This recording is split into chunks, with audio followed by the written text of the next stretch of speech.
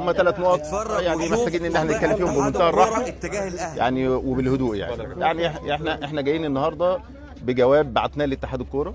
تمام. والناس ردت علينا بجواب تاني وقالت ان في جلسه استماع يوم الاحد الساعه 12 وبناء عليه احنا جينا في الميعاد. فوجئنا امبارح ان هم بيحددوا الاطراف مين اللي يبقى موجود. ده طبعا مخالف للائحه والقانون والدستور وكل حاجه. فجينا بجواب رسمي مفوض من النادي الاهلي بمين يحضر. اوكي. وبالتالي جينا في نفس الميعاد اللي احنا متفقين عليه واللي اشار اتحاد الكره في خطابه. وده حصل مش اول مره على فكره.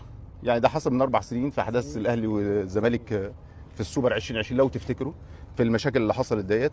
وكان في جلسه استماع برضو وبرضو اتحاد الكره ساعتها بعت جواب مين يمثل النادي الاهلي ومين يمثل نادي الزمالك بدون تحديد الهويه او المراكز. يعني السؤال اللي بيطرح نفسه يعني انت بتحدد الاجهزه الفنيه وبتحدد الاجهزه الاداريه. طب سؤال، امبارح انا كان عندي ماتش مثلا، ماذا لو تمت اقاله مثلا الجهاز الفني بالكامل والجهاز الاداري بالكامل، مين اللي يبقى موجود؟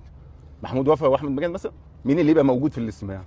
دي نقطه. النقطه الثانيه يعني برضو عشان الشفافيه والكلام ده ودي حاجه بتاعت ربنا. يعني الراجل رئيس لجنه الحكام امبارح في قناه تلفزيونيه بيقول، القناه الاولى الحصريه اللي موجوده بتذيع الماتشات يعني، لما اتسال على احداث السنه اللي فاتت في المباراه اللي ما لعبهاش الاهلي مع الزمالك، هل تم طلب منك استعانه حكام اجانب؟ قال لا خالص. مع ان احنا عندنا 3 جوابات مش جواب واحد بيقول ان لضيق الوقت ان احنا طلبنا من لجنه الحكام. يعني فاهم؟ فمين هنا مين الصادق؟ تمام. موقف الاهلي له مجلس اداره يعرف يجيب حقوقه كويس بمنتهى الوضوح ومنتهى البساطه. يعني شكرا. شكرا يا كابتن سيد.